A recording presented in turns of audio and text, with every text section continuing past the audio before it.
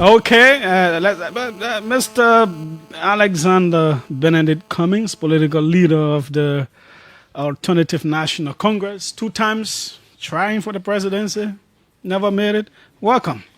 Thank you, Julius. Good to be with you. Been a while. Yeah. Good to be back in studio. You make me feel underdressed, though. I mean, you got a suit tie. I think yours is better. If I knew, I would have put on my suit and tie too. He didn't want me. No, I knew that I was going to talk to a corporate executive too. So I needed to match him. All right, all right. But I must have disappointed you. Yeah. No, not really. That is more African. Exactly. It's more comfortable. Yeah, sure. Yeah. Do you sing? Do I sing? Yeah. Oh God, no! If I start to sing, you will run everybody off. They will tell a radio station off. Unfortunately, I don't. I love music. Okay. Which ones? I like African R&B. Oh. R&B is probably my favorite genre. Okay. But R&B, African music, jazz.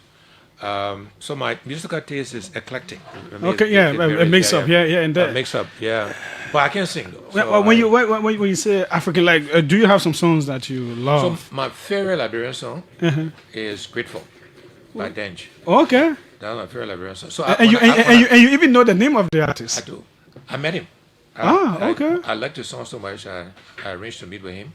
I got an award in Atlanta from my alma mater. I used to be chairman of the board of Clark Atlanta University, and he gave me an award, Lifetime Achievement Award, and that's the music I had them play Okay. when I was introduced, for the award. So, yeah.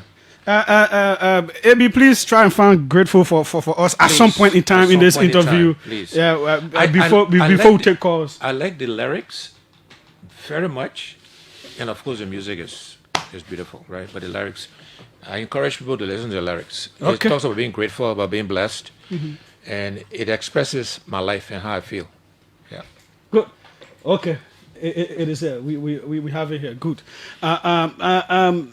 What about R&B? What's your most favorite? Oh, so I will show my age, but I like OJs, I like the Commodores, Okay. I like Ashford and Simpson. Commodores. There is this popular I like Commodores Stevie song. Wonder. So that's I show my age. That most of the people listening probably don't know all of those artists. You maybe, but I know because I follow music a Okay, lot, so I know about the Commodores. Right. They have a popular song that I was trying to. yeah, just to be close to you, Yeah. or Zoom, Yeah. or Three Times a Lady.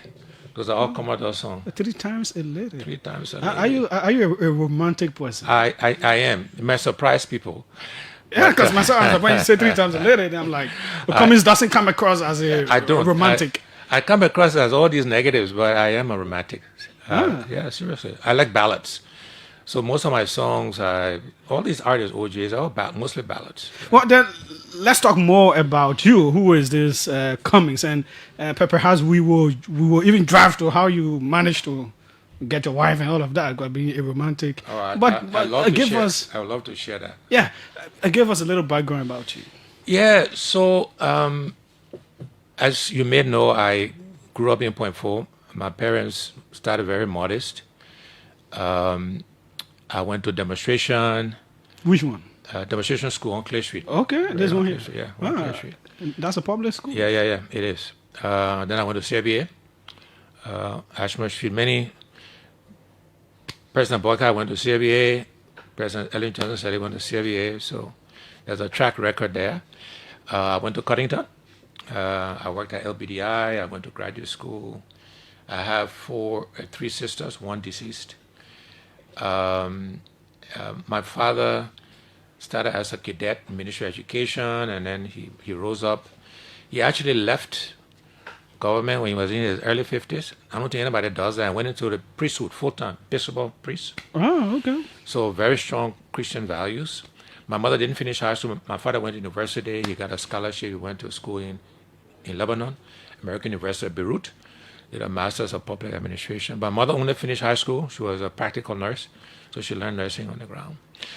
But I think what's relevant there, Julius, is the values I picked up from my parents. Hard work, integrity. My mother used to always say, hard work, don't kill anybody. And that discipline stuck with me. My mother was kind of the disciplinarian in the family. She used to beat us, right? We're rattan. My father was more the Were you stubborn? intellectual. Whenever I was told you had to do something, then I would resent it. I would be so. Every Sunday we had to go to church. Whenever it was my decision to go to church, I enjoy service. Whenever my mother and father, you come to church every Sunday, then the whole service I'd be vexed, right? So I don't know if that's stubbornness or how you describe it, but those values of treating people well, integrity, hard work, is who I am. It's kind of come from my upbringing, my family. The attitude of giving back.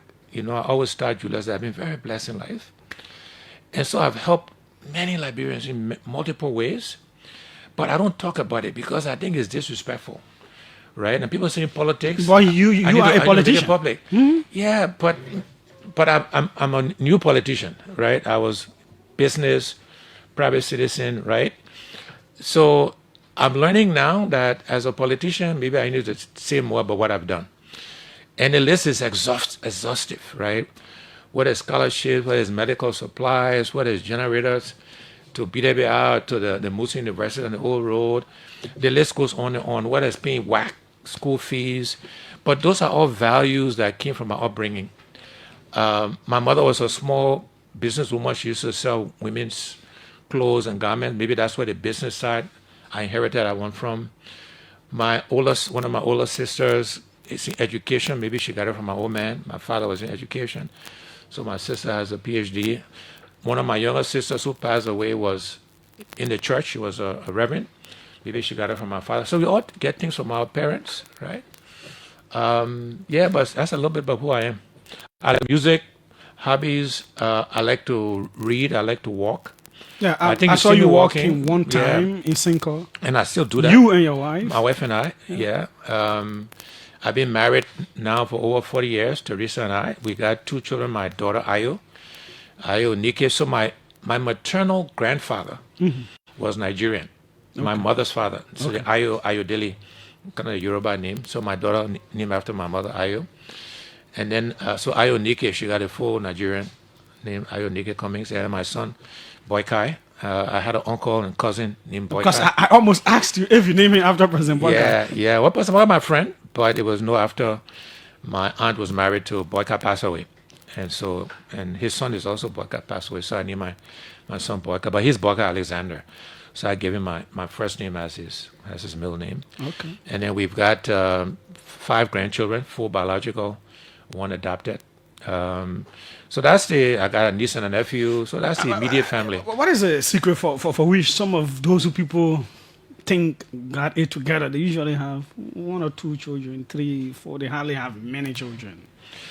Yeah, I mean, we had 2. I think Teresa wanted a 3rd child, but we got 2. So once we got a girl and a boy, then we said, okay, we got 1 each, and we decided to stop there.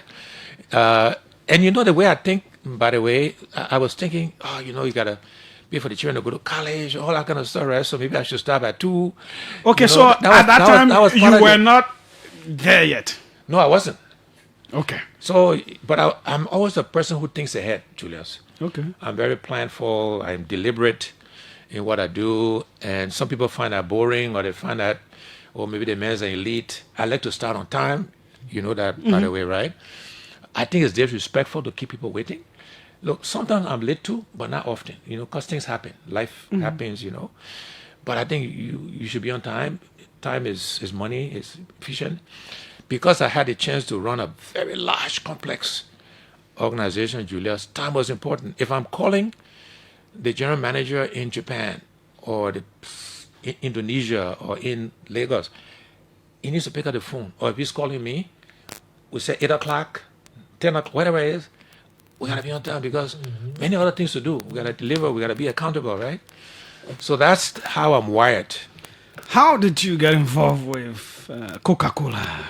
Tell us that story. Yeah, so I want to tell how I met my wife too, though. But we'll come back to that. Okay, no, let us do that before we go to Coca-Cola. Talk about how you met your wife and to be married for 40 years. Yeah, 42 now, yeah. So It was another Liberian girl. It was in the U.S. It was she's deceased now, Howard Cummings.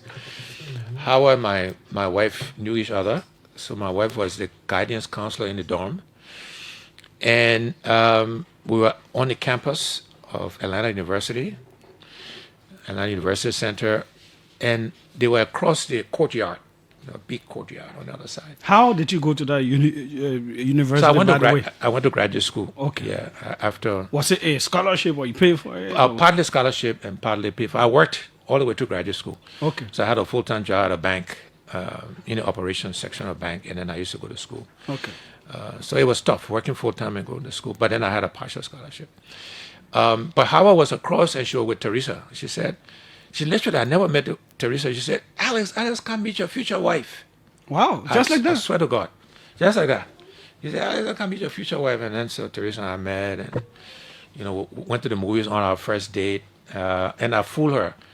I cook for her. I don't cook. Do you cook? I like to eat. I don't really cook. But you just managed to cook. But I managed to cook.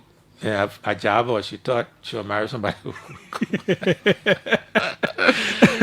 And Very interesting. and we're very different in the sense that I'm more of an introvert. And people say that's why they say I'm not friendly or whatever else, because I'm quiet and stuff. And Teresa is the extrovert, is the yin and yang. So she remembers names, she talks to people. We go out, she's mingling. And for me, that's hard work to mingle because I like my music, I read my book. Right now, that's not to be a politician. That's not a good trait to have, right? But we're different that way. She's a warmer, friendlier person. So that's what they say, yin and yang, right? That's what kind of make. But I also have a philosophy. They say, happy wife, happy life. So if your wife happy, life will be good. And you've tried to make her happy. And I try to. At what point did you make the decision to marry her?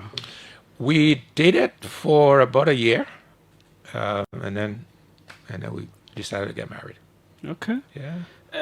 And since then, what are some lessons you can pass on to younger people listening in managing their marriages? Because to be married 42 years, through everything else. So you have to, what I call, make trade-offs. You can't have it your way. You got to make compromise.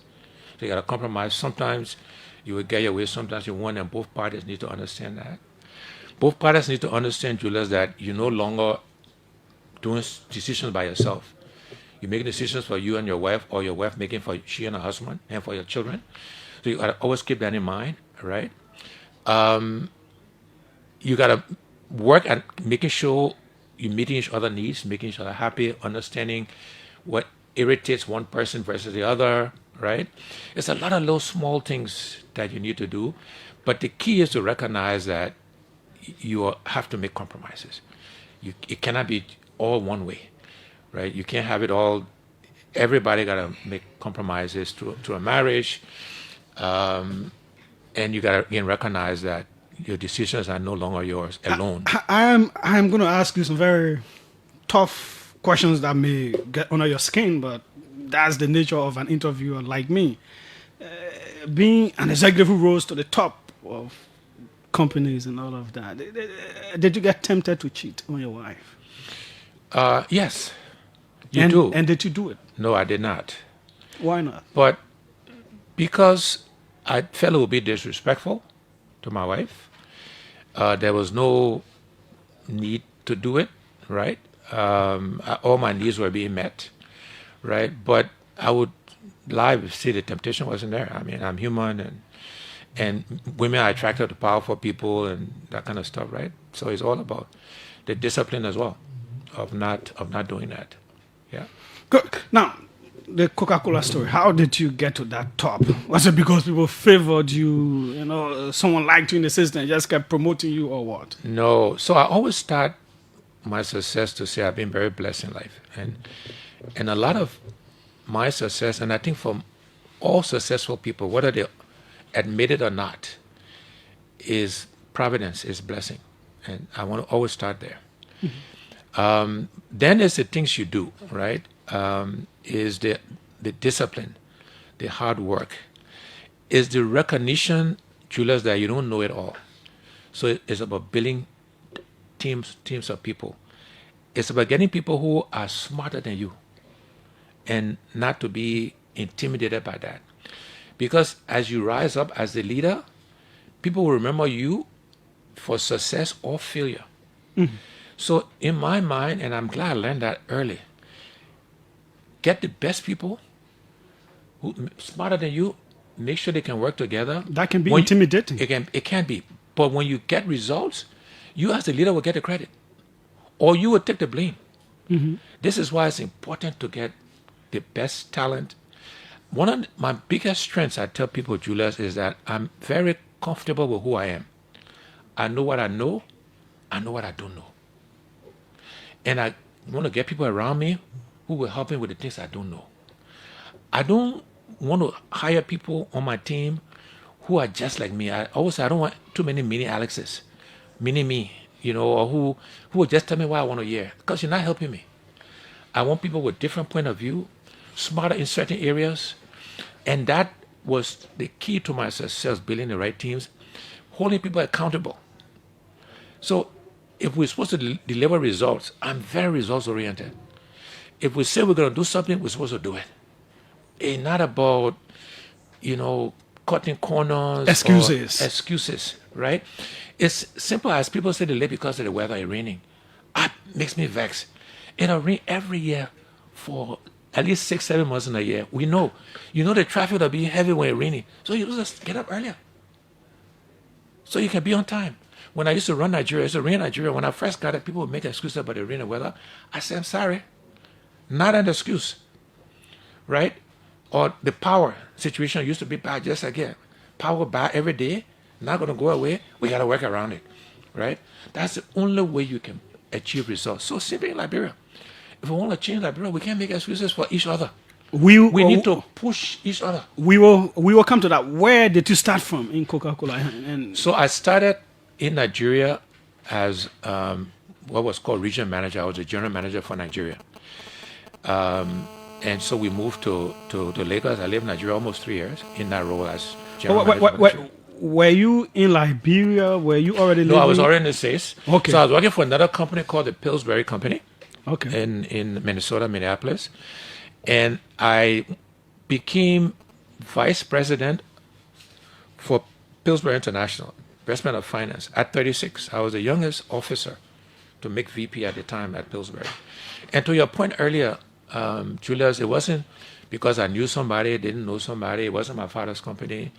Again, blessings, providence, but then the work ethic, the discipline, the focus, the results delivery, the building the right teams of people, the making the tough calls. Sometimes people are not performing, you try them a different role. They say not performing, you let them go. But you let them go with a dignity. You don't make them feel like, whatever. So I went from Pillsbury, where I was an officer, and I joined Coca-Cola in Nigeria. I was managing the entire Coca-Cola business. At the time, it was the second largest business in Africa for Coca-Cola. So I did that for about almost 2.5, 3 years. Then I became... What was the interview process like? Look, questions about my experience. What have I done? What I mean, in terms of what results? Those that were also applying for the job, did you have an idea of who they were? Yeah, I mean, it was always a competitive situation, right? But again, people look at your history, your track record. What have you done? What success you've had? What failures? What have you learned? How have you managed teams, people, etc., etc.? So, questions along those lines, interviews along those lines. So we got the job, and then we did it very well. We were very successful. I got promoted to run half of Africa. I was based out of Nairobi, so I went from Lagos to Nairobi. And then within a year, I took over all of Africa, the whole Africa group, right? 54 countries. Initially, I was based out of London, and then I moved the group office to Johannesburg, and it's still there today. I ran the Africa group for 7 years. We more than double earnings. We grew volumes. We introduced new products. We started the Coca-Cola Africa Foundation, something I'm very proud of, to give back to communities around the continent. Then I got a global role, executive vice president and chief administrative officer globally. So almost all the company's functions, strategy, human resources, legal, information technology, IT, all of what we call the technical functions, R&D, quality, procurement, That- manufacturing. That is, you all came reported from. to me. So that means you came from managing Africa to that role. To a Now global role. I know there were managers for Europe, for Asia, and all of that. So obviously it was a tough competition. How did you sail through that to be able to dominate those powerful countries? Results. When I ran the Africa group, there were two groups that were the best performing. The group from Latin America, which was a bigger geography. So Latin America, Brazil, Argentina, Colombia, Mexico, and the Africa group. And you had the U.S. America, you had Asia. The Africa group and Latin were the two best performing. Consistently deliver results every year. We grew volume, profit, good quality. The scores in terms of our people satisfaction, all were the best. And so it's those results that my boss at the time saw, who was chairman and CEO of the company, asked me to come to Atlanta from Johannesburg and take over all of those functions on his behalf. We did it for 8 years, and we did it extremely well. So I'm very proud of my record. Managing the complex. Sometimes people think it is working with such a company like Coca-Cola. There are those who think there is already it is a templated kind of job. There's a template. You really don't have to do anything difficult. It is already there just to deliver. That's complete nonsense. You have to put templates in place. You have to change the templates when they're not working. So, like whether it's a country or any company, if you just assume you will keep the same template and the world is changing around you, everything else is moving and it will still work, you will fail ultimately, right? So yes, there are processes and systems. You have to constantly change it. You have to constantly adapt it. All right. You have to move structures, people, right?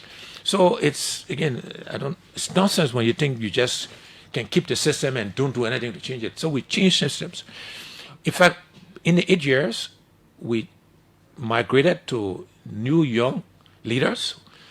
The people I inherited on day one, when I left, it was a completely new team, right? That was part of the change process. More younger people, more forward-thinking people, we're changing all the functions, right? We introduced more technology to run the company, more systems and technology, right? More innovation, right?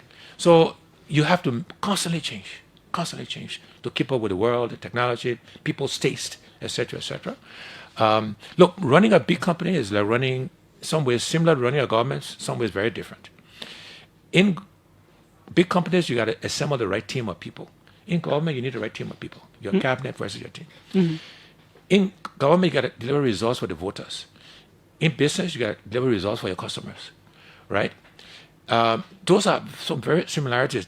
What's different, though, in business, people self-select to join a business, different kind of behaviors. In politics, you got everybody. You got to satisfy everybody needs, right? So it's more people intensive. There's some politics in companies, because anyway, you got people, you got some politics. But politics in government is different. It's a different dynamic, right? But you can apply those things. But the idea of holding people accountable, of delivering results, those apply, right? We cut people too much slack, right? In government, people get away with stuff because the government is politics. No. Yes, you got a patronage everywhere in government, but holding people accountable, building the right teams, delivering results for citizens, etc. The same kind of things you got to do in business. Making choices. You can't do everything in business. You don't have all the money, so you got to choose.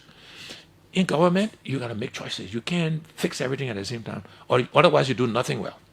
But all of these times, what is your footprint in Liberia? What have you done? Have you done some things for people here, for the country, different initiatives? Have you? Yeah, what I would tell you, there's a whole list. I got it here actually.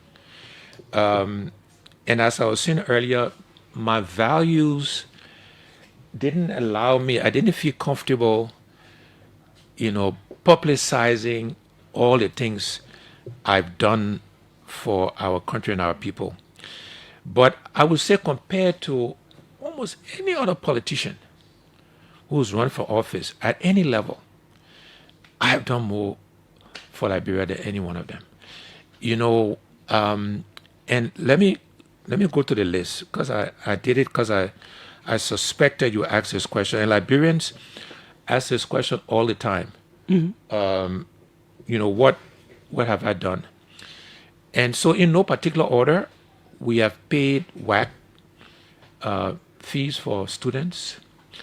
We have brought medical supplies to almost all the major hospitals. Rennie. Yeah, I in think someone from your team Kakata. sent me this. Yeah, Wi-Fi's and provided tutorial for over 4,000 students from over 40 schools across Liberia. $106,000, 2016 and 2017.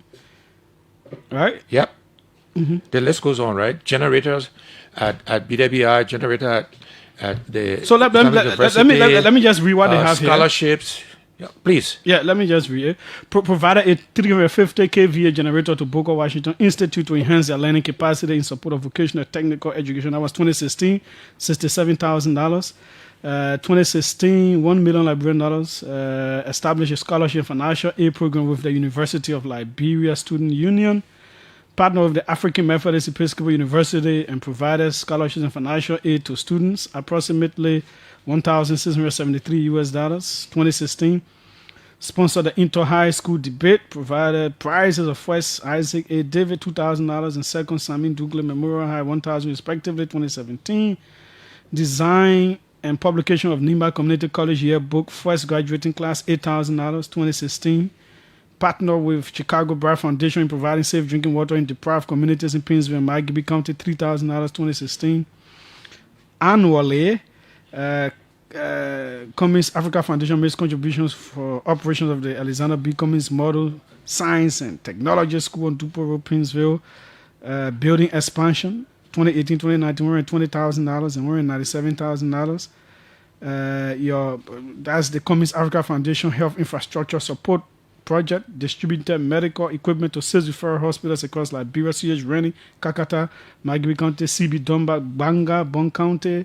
Government Hospital, Grand Bassa, JJ Dawson, Maryland, Coran, Lutheran, Zozo, Lufa, and Biapo Health Center, Fishtown, River G, and 2 clinics, Star of the Sea, Clinic West Point, and Robert Moore Clinic in Johnsonville, $565,000, 2017. Established a Cummings Scholars nationwide scholarship program at tertiary institutions, $93,000. That's $93,723, 2017 to 2019. CAF, that's Cummings Africa Foundation Innovation Bazaar, showcasing main Liberia products, $5,000, 2017. That's a whole lot. And your scholarship from 2015 to 2025 for tertiary institution, $160,049. From 2015 to 2024, Alexander B. Cummings Model Science and Technology School, $680,837. Anti-rape and gender-based violence from 2020 to 2021, $42,744. COVID-19, 2020, 2021, 2020, $78,291. 2021, $109,802. It is a whole lot. I will start right there. It is not a comprehensive list either, by the way. Wow. We've done more, but again, the point is, Julius, though, and that's the learning maybe in politics. I need to have people know this. So, the next time I make any donation anywhere, I would just call the press and say, y'all come see what I'm doing for Liberia, right? It doesn't feel right to me, right? I help because I've been blessed. I didn't do it for political reasons. I wanted to give back, my family and I, right? But we get no acknowledgement. We get no credit. And the critics kind of use that. When at the same time, again, people with elected office at every level, the list not even close to that, right? Mm-hmm. But look, that's okay. The facts are there. And to the extent we can, we'll keep helping our country and our people, but I will just make it more public. Before we get to governance issues, I need to ask you this. Mr. Cummings, are you gay, adjective, or are you a gay noun? So I'm going to maybe use an abusive word on your program. No, please don't. Accusation is complete bullshit. Sorry. No, please. And I will not use it again. I had to say that, but now I would say BS maybe to clean it up a bit. But it's complete nonsense. We just talked about Teresa and I, marriage over 40 plus years, children, grandchildren. Talk about my Christian values. growing up in a Christian home, my father, Episcopal priest, that is just complete nonsense. It's political. The guy who started making up that stuff, and then I'll talk about the quote unquote interview because Yeah, nobody, sure. We'll come they don't into play the interview in full context, right? They play parts of it. But the guy who made it and started to push it was a seditious, right? And so the CDC pushed it, but UP pushed it even more. It comes up kind of political season is when they use it.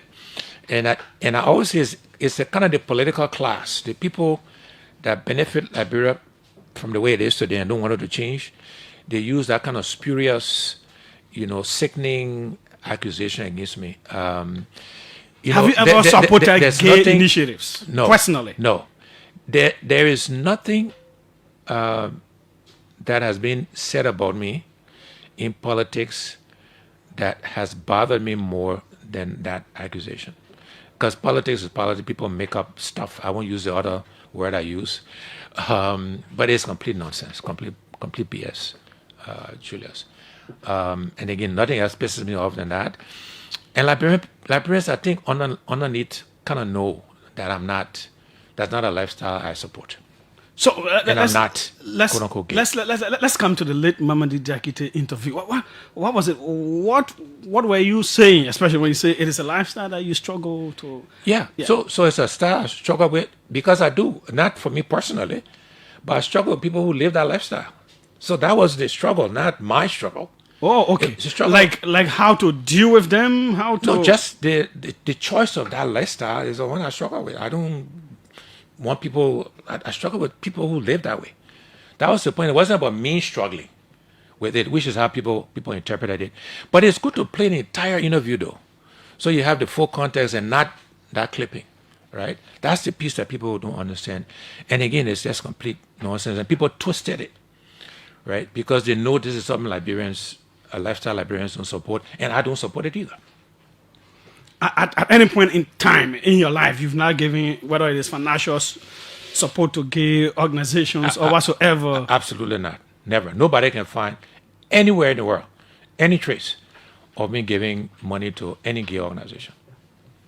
Nowhere. In fact, they can search Maybe it. people think because you were in corporate America where these things are allowed. They are allowed. So yes, in America today, it's allowed, right? Per the U.S. Supreme Court. And in big corporations, it's allowed. And I managed a big corporation. But personally, not a lifestyle I support or a lifestyle I practiced. Or you encourage someone to? Of course not. I don't support it. Why would I encourage, someone to do it? No, that's not true at all. Is there any reason we don't see? I don't know if I've ever heard or seen your children around your politics. What about my politics?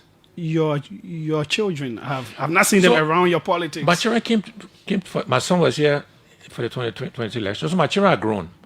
They're in the early 40 and 42, right? So they have their lives, children, etc.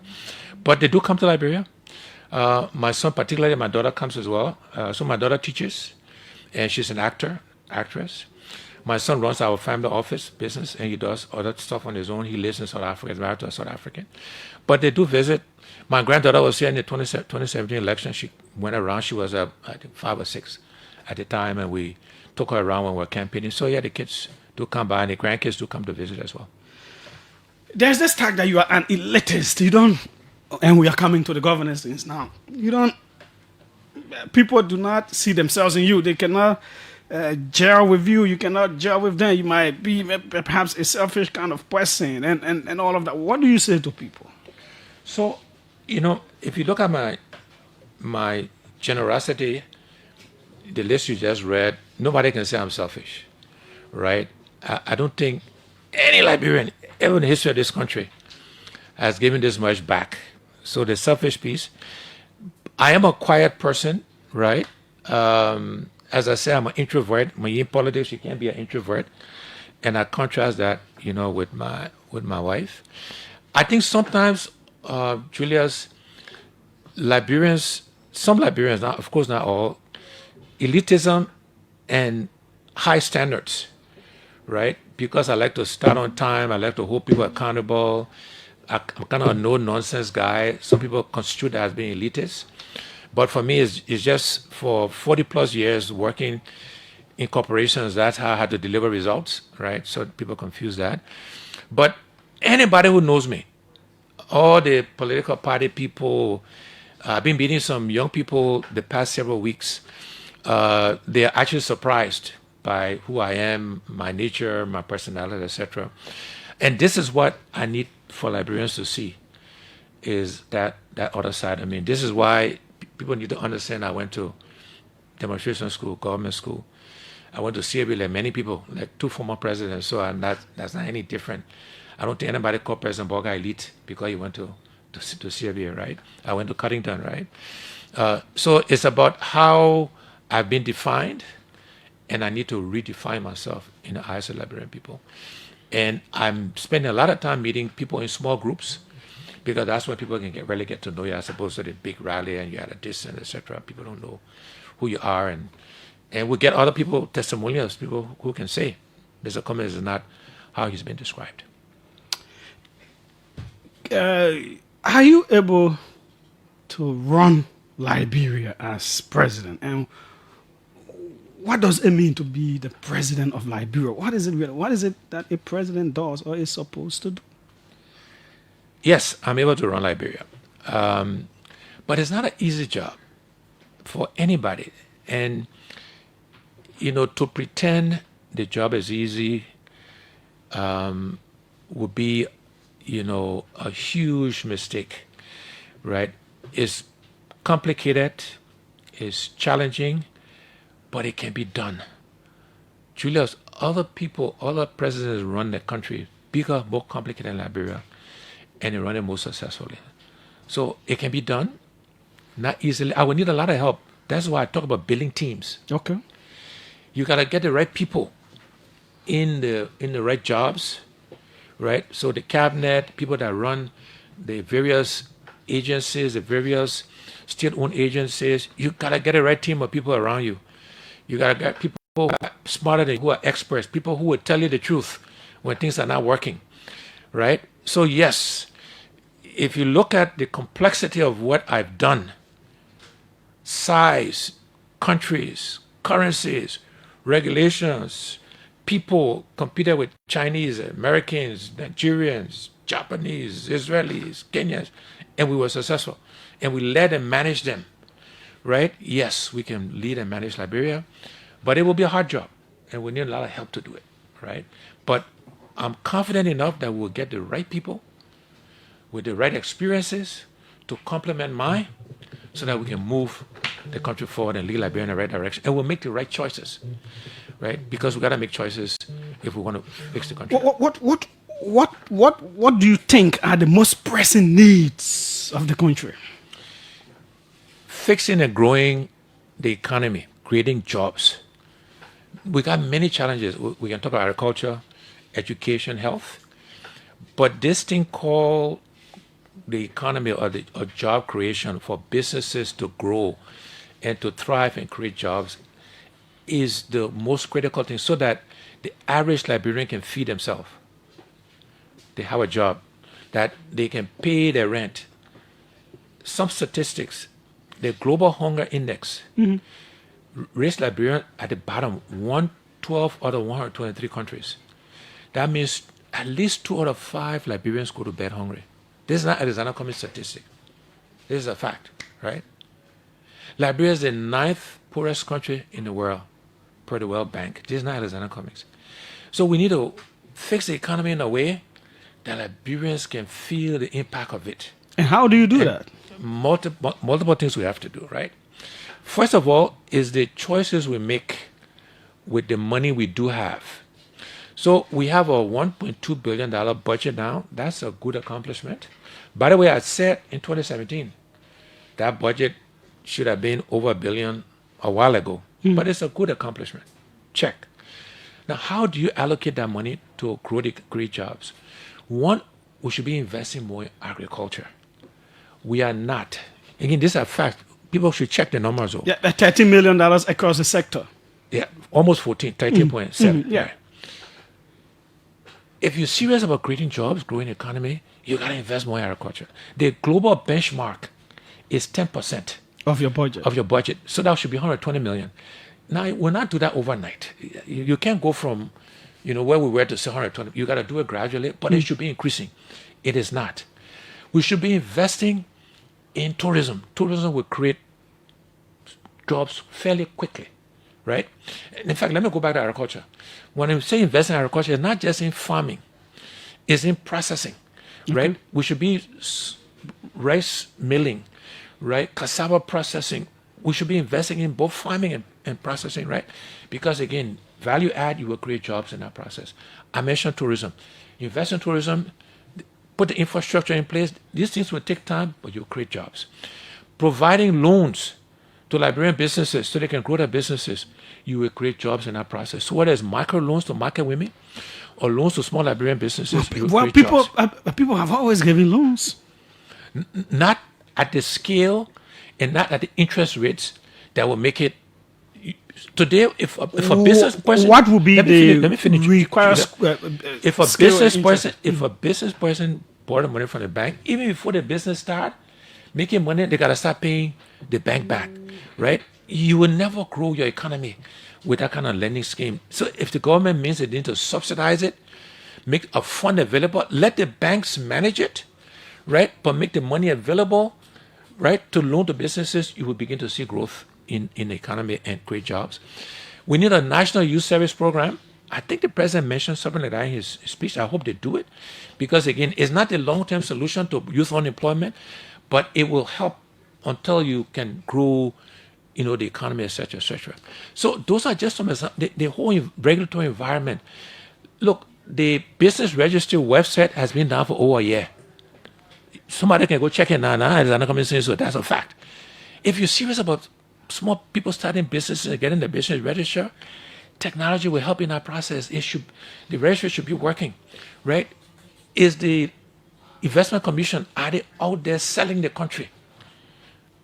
Have they packaged the country in a presentation to say the chief foreign policy expert of the country is the president? Even before you come to the foreign minister and all these other people, how will you, as a president, sell your country for investment opportunities? People say, for example, people judge Weah based on football, what his government have accomplished in football. People will judge President Buhari on agriculture because that's the sector he came from. He is critiqued for his government giving 13 plus million to the sector out of 100 or 1.2 billion. You were just critiquing him. You will be judged on. Cummings was a global businessman and all of that. Your ability to attract investment to this country. How will you do that? So, multiple ways. The first, though, Julius, is we got to create an environment that is what we call business friendly. So we can't make it difficult for people to register their business. We can't make the regulatory environment so onerous. This is where again some of the corruption, stealing come in when people got to bribe to get things done. You got to change the environment. The judiciary has to work, has to be functional. So first thing is to make the environment business friendly, conducive for businesses to thrive. Then we got to identify the sectors we want investors to focus on. So yes, there's what you call the extractive industry, our iron ore, our gold, and our diamonds. And by the way, we got to make sure we're getting full value for those resources, right? But then we also, agriculture is an area where, in addition to supporting Liberian farmers and processing, we should be trying to attract big plantations right across from Ivory Coast. They're potential investors to come and invest in Liberia in agriculture, right? I mentioned tourism. So you got to sell the country. You got to sell what our opportunities are, the sectors that we have strength in, and you got to go around and talk to business people, some of whom I know, right, to come and invest in our country. But we got to create the right environment. We got to make it easy for people to do business. This is where, that's the corruption. You got to give people money before you get stuff done. All of those things we're going to get rid of, right? Get the environment right, and we attract business and we'll be able to grow grow the economy and create jobs. Talking about your reaction to the State of the Nation address, of course, these are some of the things that you mentioned there. It was not just, it was not only a critique, but you also provided recommendations to the government. Others say, well, some of those things are already being done. You were talking about farm to market roads. The government is bringing in 285 yellow machines to do that. Yeah. So look, the what's the word I want to say? The way people frame the question is that is one or the other. It's either or. That is a binary decision. It's not. It's and. It's both. So roads are not only important. We can do roads, but we can still take care of the bread and butter issues, right? We can still.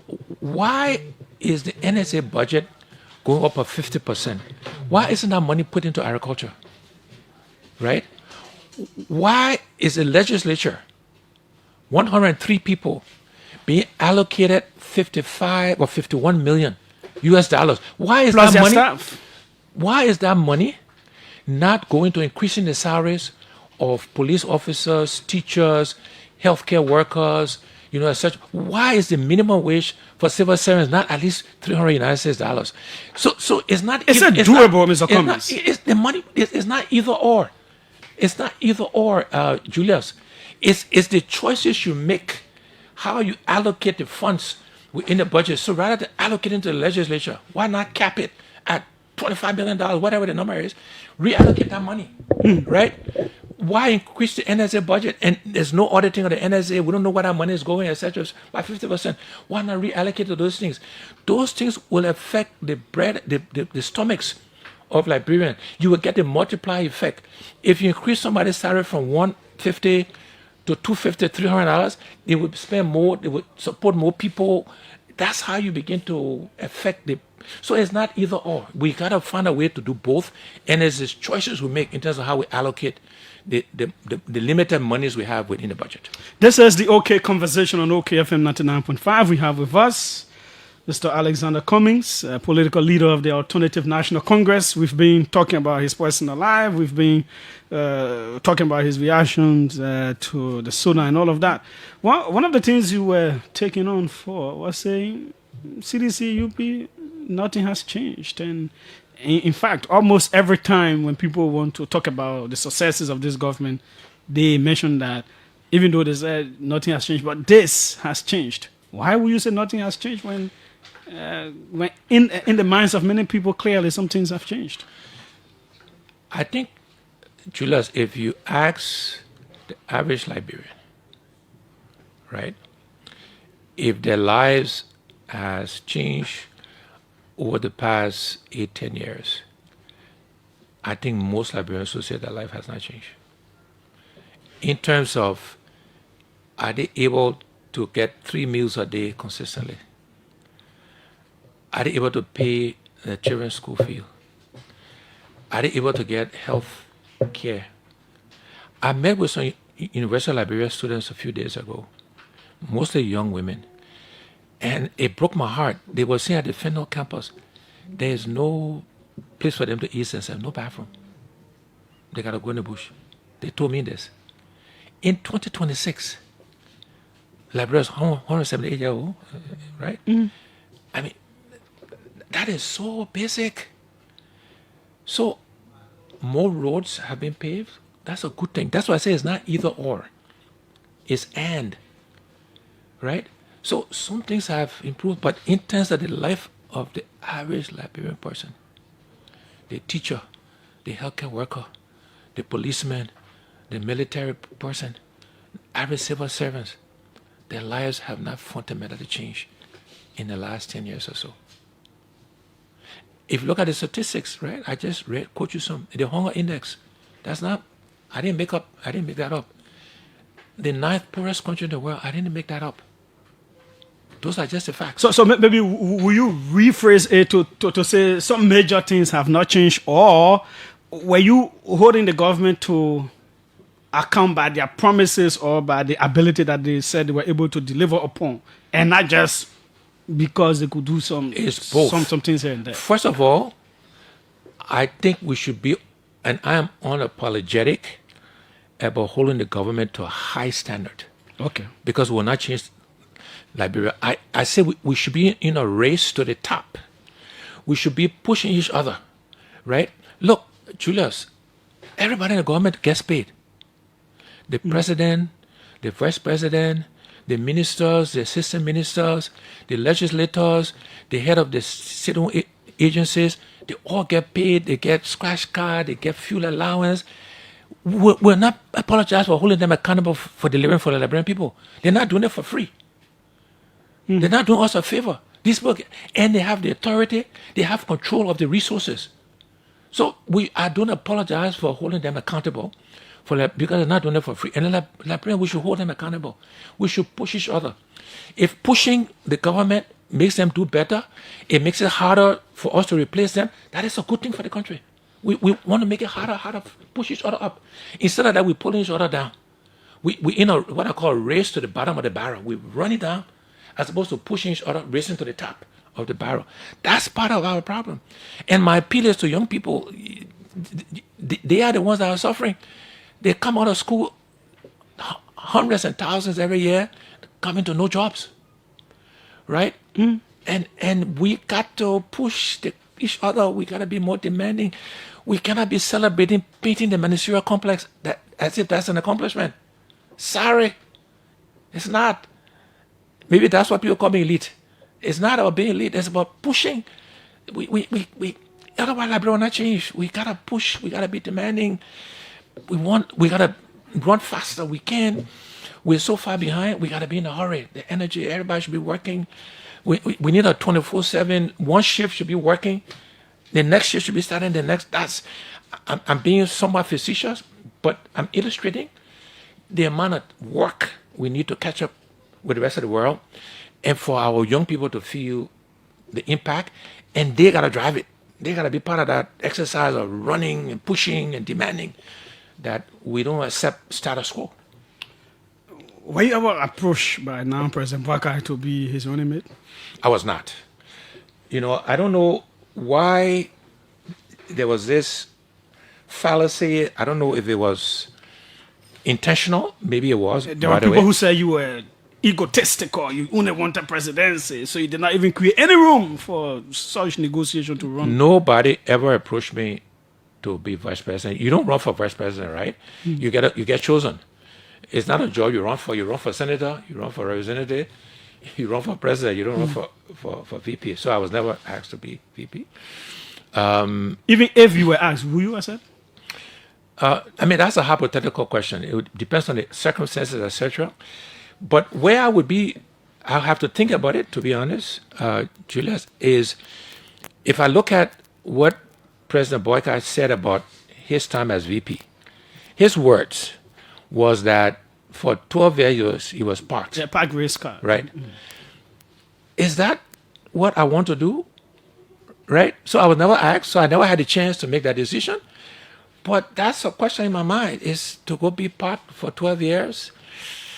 My objective, Julius, for entering politics is to impact the lives, to change the lives of 5 million Liberians.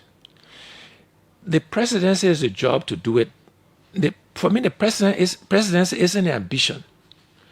The presidency is a means to an end. I don't know how to explain I don't know if I'm making sense. Yeah, it does. The objective, the ambition is to change Liberia for the benefit of all Liberians. That is the ambition. And the job that allows you to do that is the presidency. So the presidency is a means to an end. I need help with some analogy to help people explain what I'm trying to say.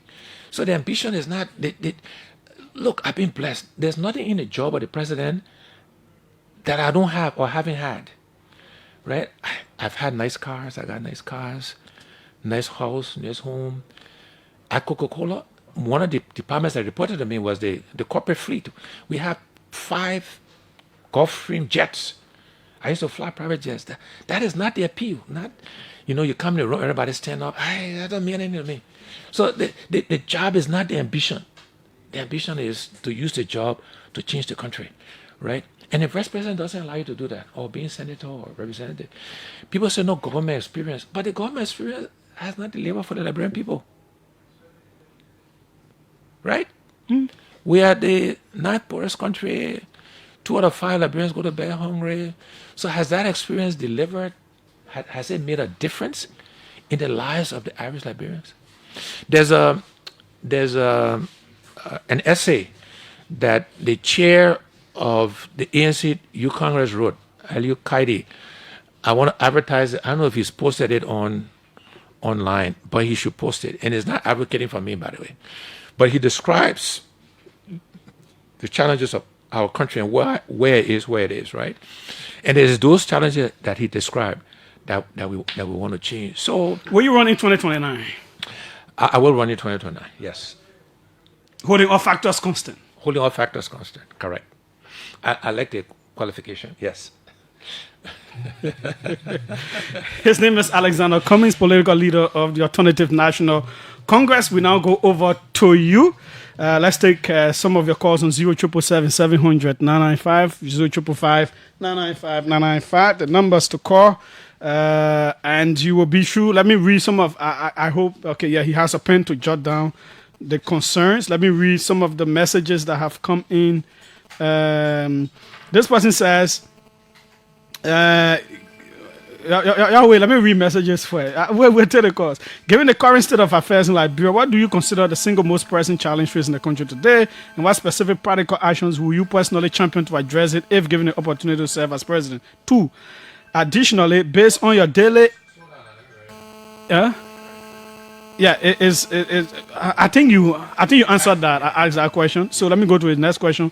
Additionally, based on your daily interactions with ordinary Liberians, what is the honest assessment of their mood, expectations, and confidence in the country's leadership? Emmett Coker sends in that one. This person says the National Youth Service was launched last year. Okay. This person, Christopher Mbala, says, so, Mr. Cummings, you did all these goodness, then you have been mute, sir. This is politics, mister. You have to speak out as a politician, not as a businessman. Christopher Bala says that.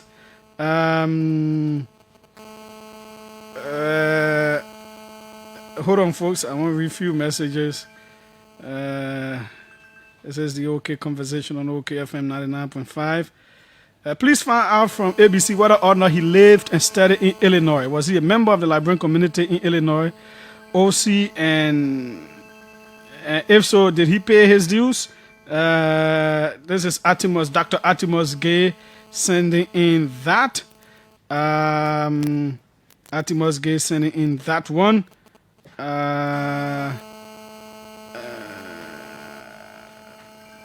Okay, so let's take the calls now. 777-700-995, 555-995-995. Welcome.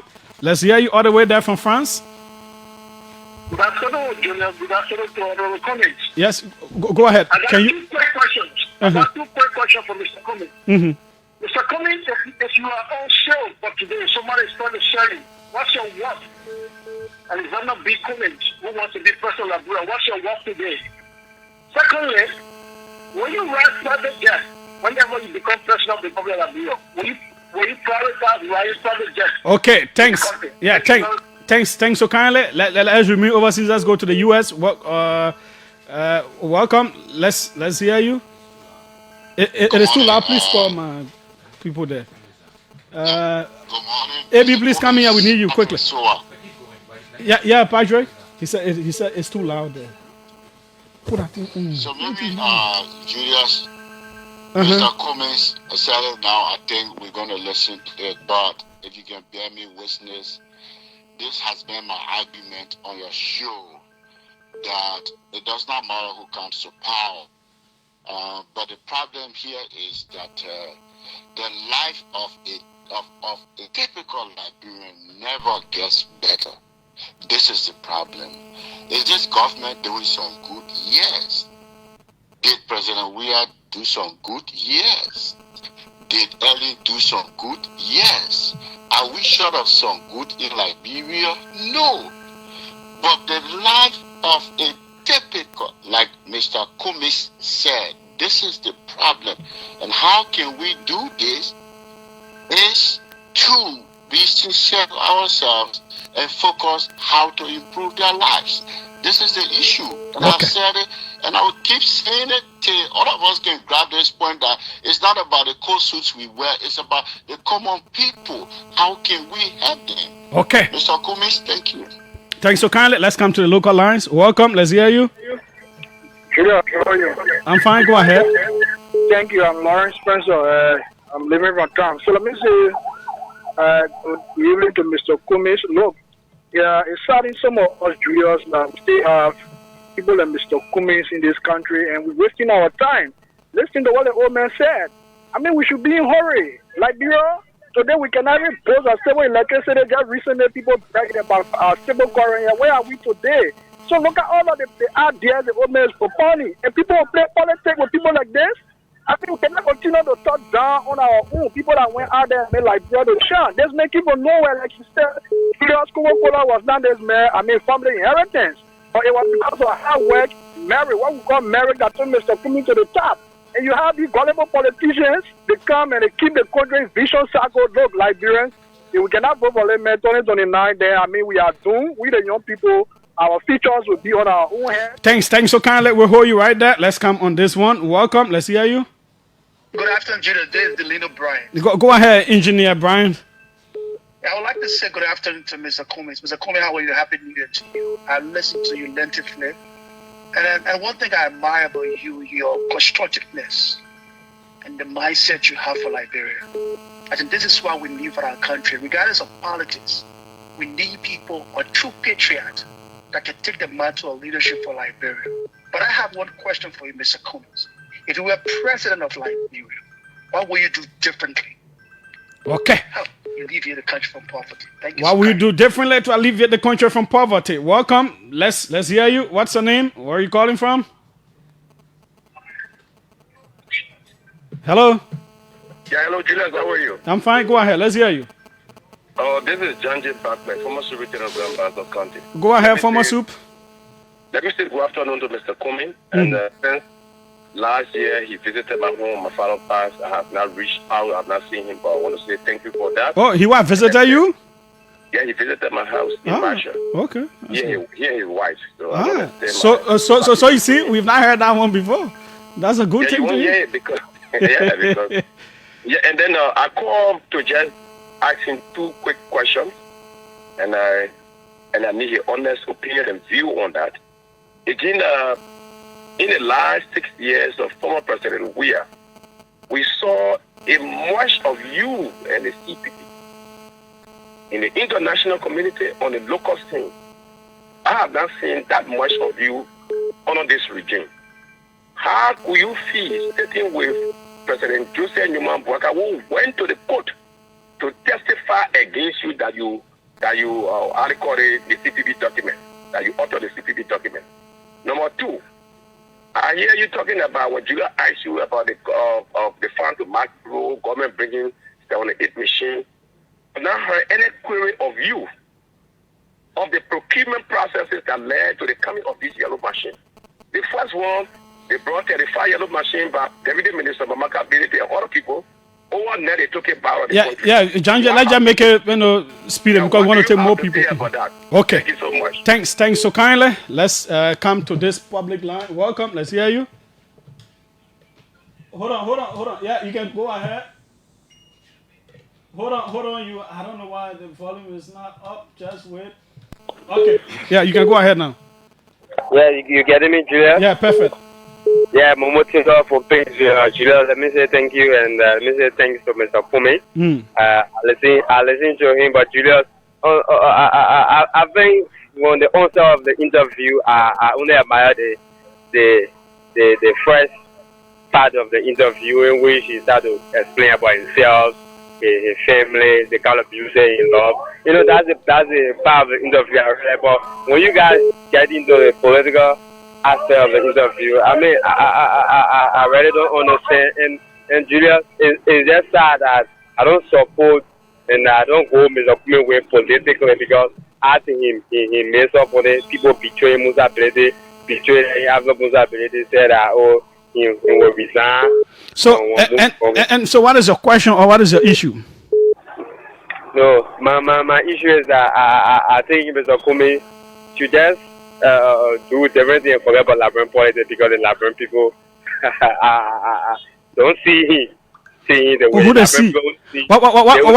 What is about him that you think they don't see him? He can be president. He messed up because when the Liberian people wanted him to go as asking up to Bwaka, he turned it down. But wait, Chivo, have you asked President Bwaka if he ever asked Cummings to be his running mate? President Bwaka never going to.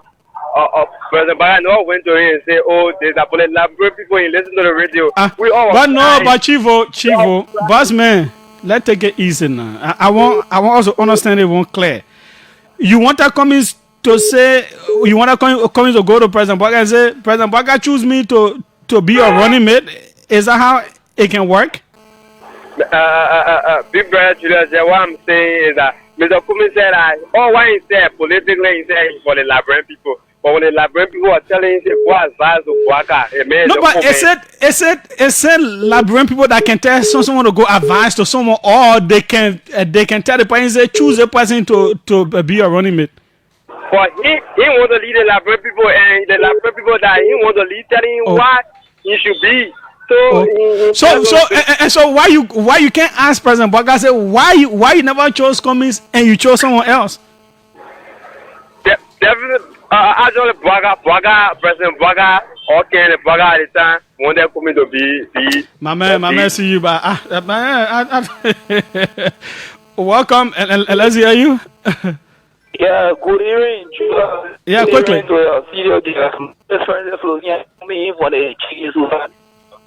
Your line is terrible. I don't know. Perhaps you should shift your location a little bit. It is still bad. Hello? Hello? Yes?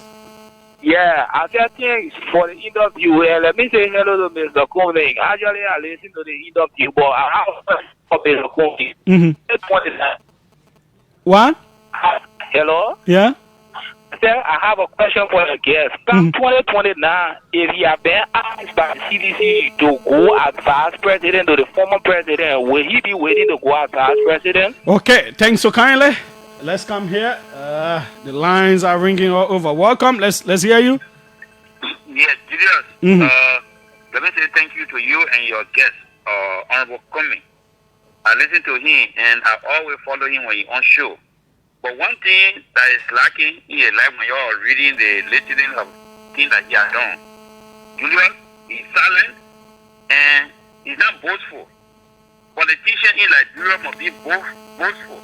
You go in somewhere in the community, let people know, and build some of your own resources to the real people on the ground.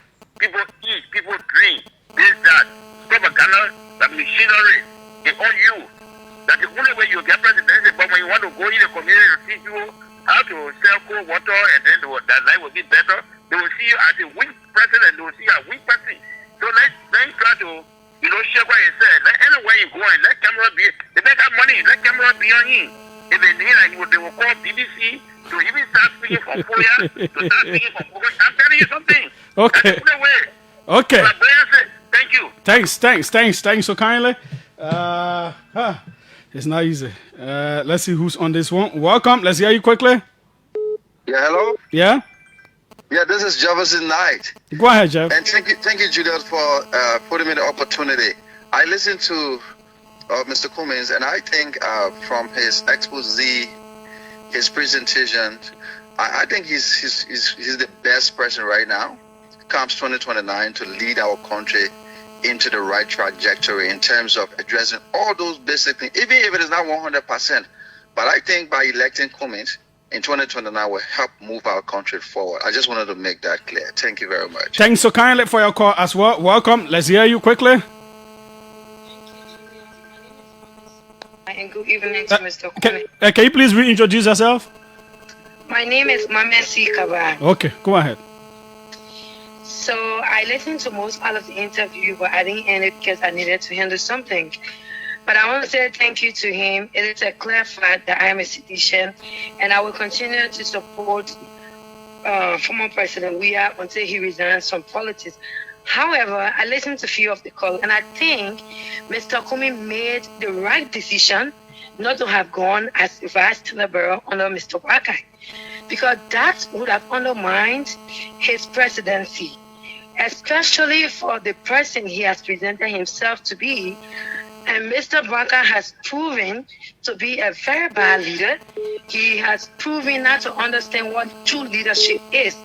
He has abused the rule of law, our laws in this country. He has created poverty, ever than what he meant. So if for example, let's say former President Weah says in 2029, I mean, I really don't want to run, will you consider supporting Cummings?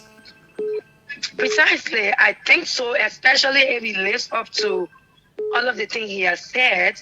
I would like to support him if President Weah is not in the race, of course. But I'm saying the worst decision he would have made if he had gone as vice president. Well, at this point, there is no accident to the country. Okay, thanks, so kindly. But what I'm saying is, at this point, there is no record that now President Barker asked Mr. Cummings to be his running mate. So that whole conversation should not be happening, unless that kind of record comes up. Welcome, and let's hear you. Good evening, Julius. Yes, go ahead.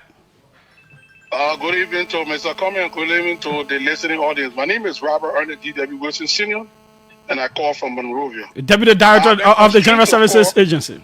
Exactly. I've been constrained to call because Mr. Cummings talked about the ministerial complex. Though it's not an achievement to print the ministerial complex, nor is it anything. But if that ministerial complex was going to remain deplorable as it was, Mr. Cummings was going to say that we get a donor project that the government abandoned local ministerial complex, how it dilapidated today. The president of Liberia and all of us, including GSA, decided that the donor project, we are going to attack it and we make it, we give it a facelift. And today, Liberia from all walks of life are commending the GSA.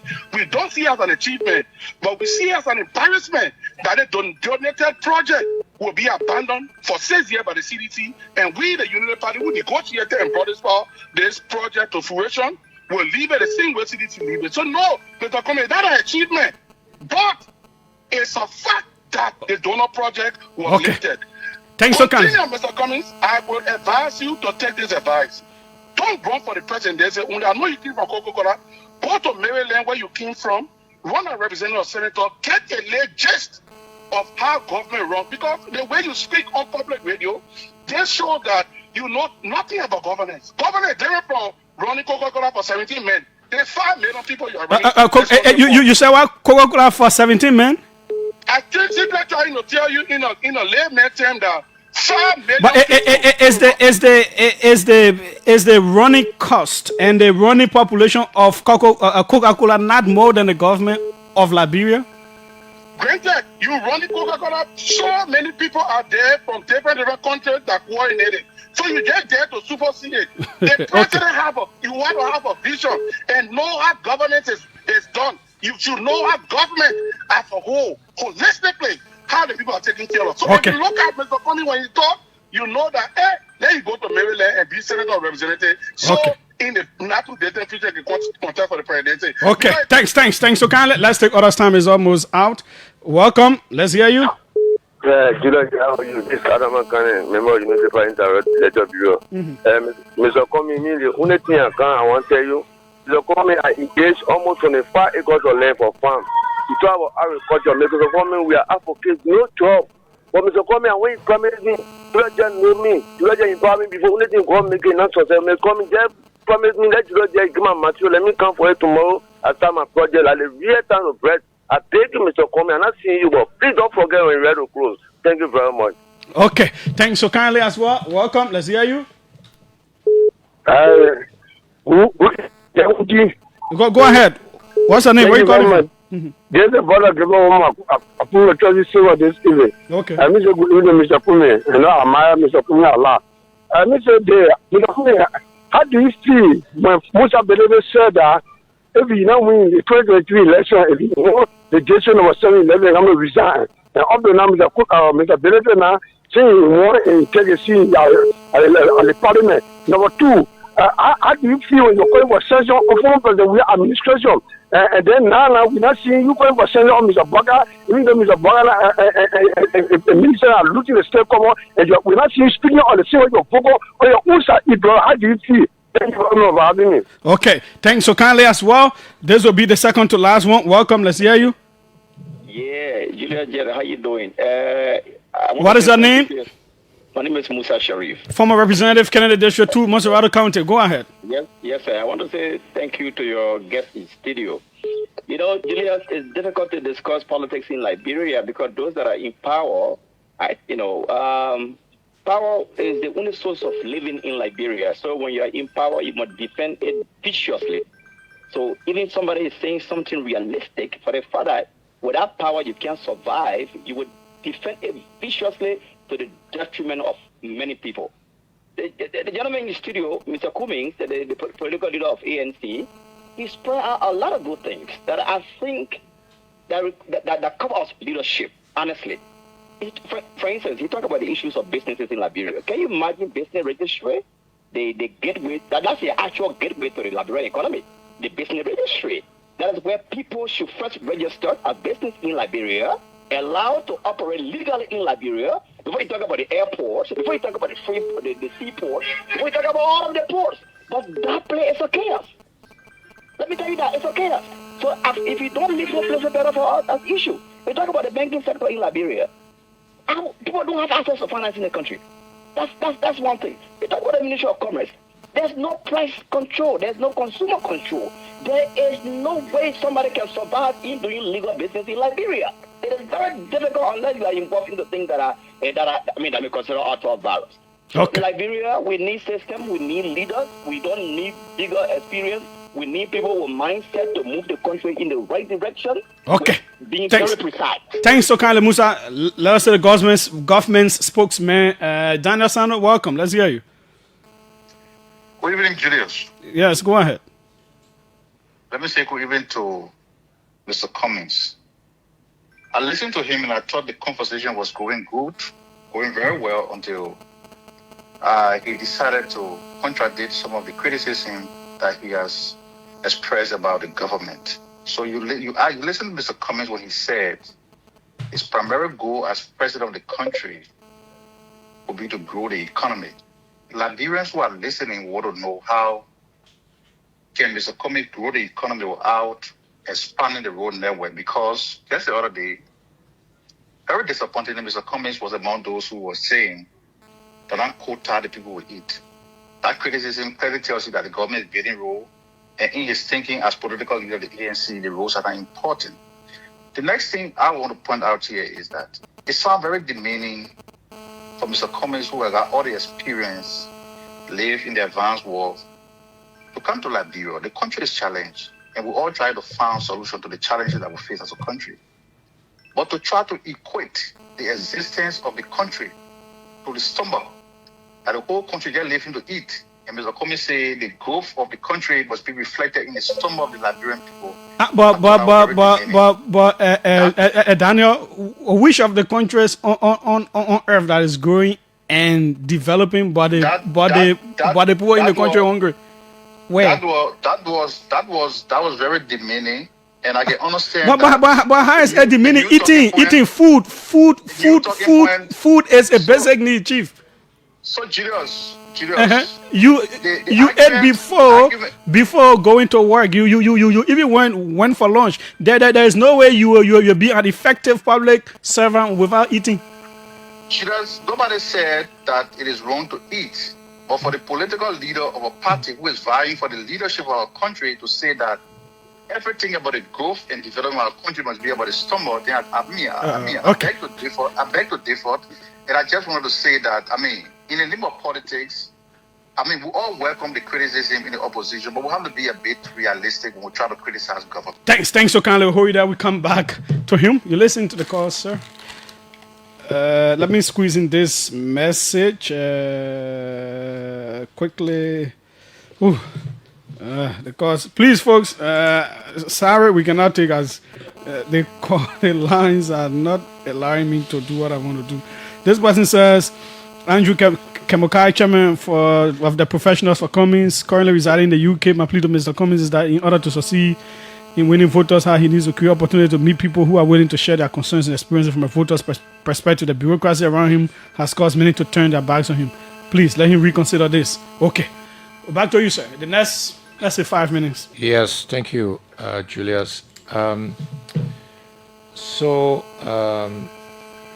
was a question about given my interactions. Yeah. Before you do that one, just quickly. That's the song you were talking about. Beautiful. Lucky boy. Why must spoil you for? Why must spoil you for? Why must spoil you for? Then activate it. Some kind of way I can get it. Mr. Cummings is now dancing. Some kind of way you can do it for me. Why must spoil you for? Yeah, some people go sleep and I wake up.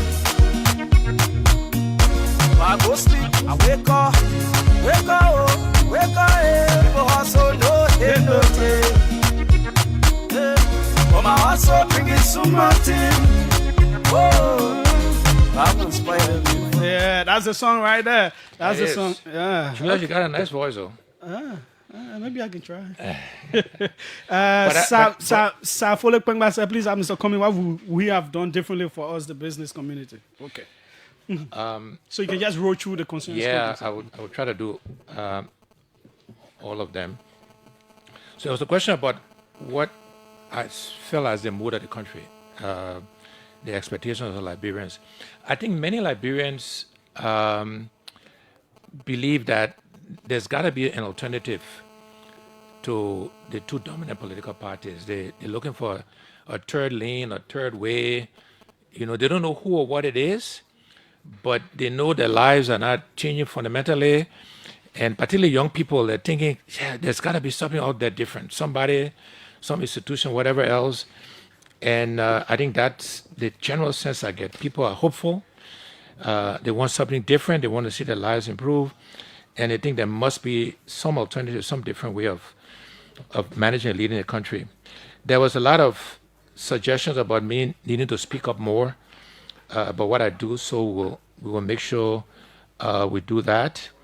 There was a comment made that, yes, the life of the typical Liberian has not fundamentally changed, and somebody echoed that.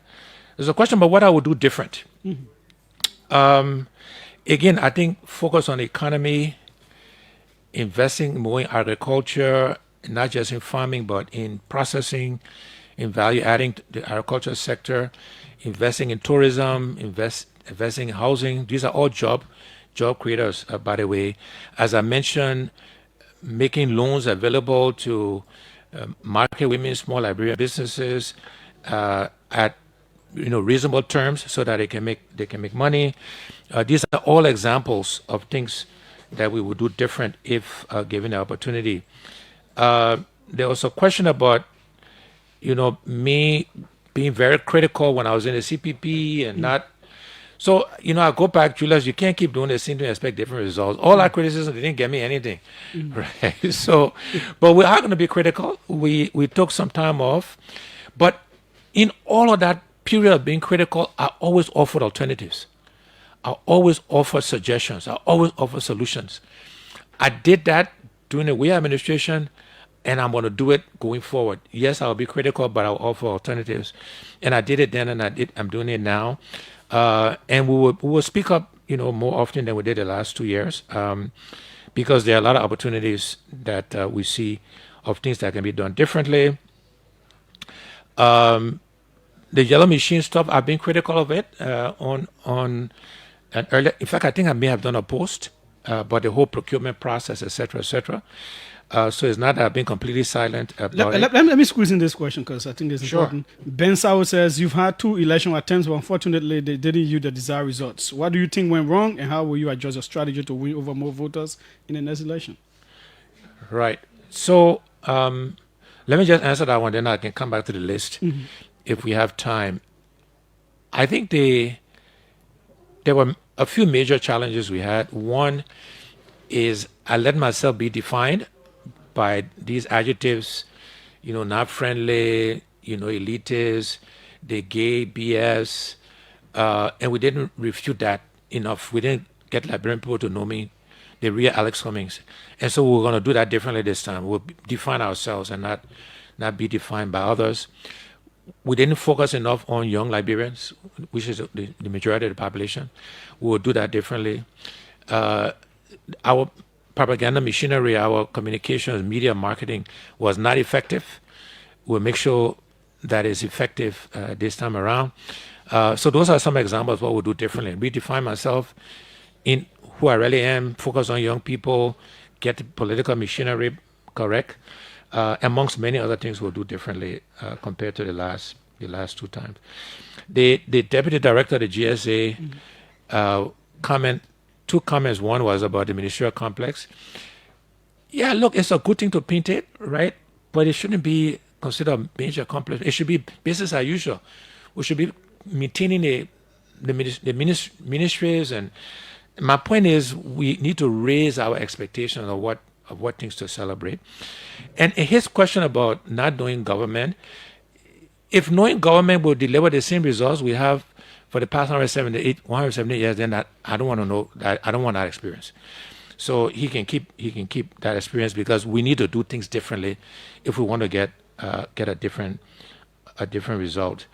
Daniel Sando, I'm not even sure how to react to him. He's been abusive of me in the past, making disparaging statements and that kind of stuff.